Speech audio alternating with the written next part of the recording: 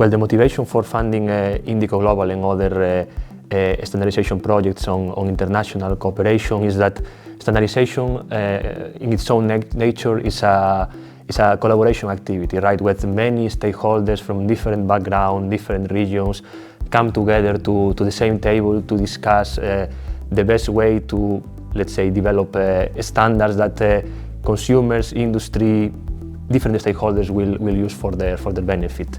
InDiCo Global is an important action because it covers a broad geographical scope, so we are acknowledging the importance of international standardization in the field of digital, and of course we would like that these standards are developed following what we call our European or EU values and interests. So we don't want that technology is against human rights or against the needs of consumers. So I think funding these actions could help to pass this message and to cooperate with the different stakeholders around the globe to achieve the best possible technically and also on a human side ICT standards.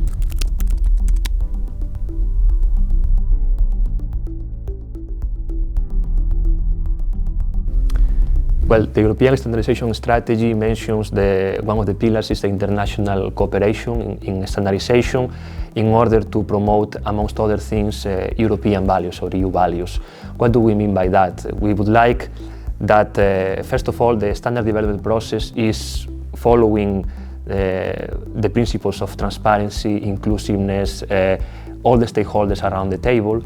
And with EU values, we mean that, for instance, we would like that ICT standards or the technologies that are deployed thanks to ICT standards are respectful of data privacy, for example, of individual privacy of citizens, so not bigger corporations or they can own the data of private citizens, or for instance, that to make sure that artificial intelligence algorithms are trained on good data to make trustworthy decisions or suggestions and to avoid bias. So this is a bit what we are promoting with the European values.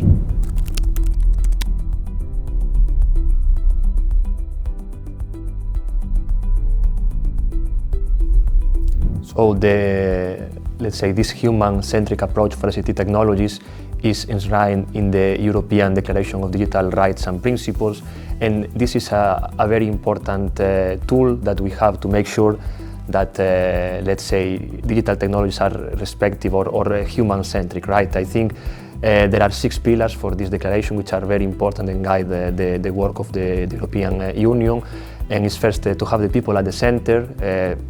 The digital technology should protect the people's right. Solidarity and inclusion is also important. Technology should help to bring people together and to unite them, not to separate them. The freedom of choice, so when you are navigating in the online world, you should have a freedom of choosing the content that you want to see, or when you want to buy some items, for example. The participation, so let's say democracy sometimes is the participation of citizens in democratic life is sometimes through digital technologies.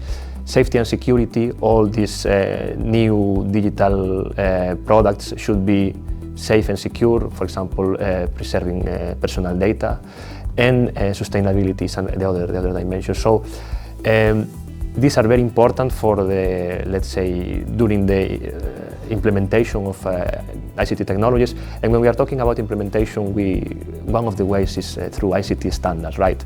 So that's why we want to make sure that these standards that oftentimes guide the development of ICT solutions or are a kind of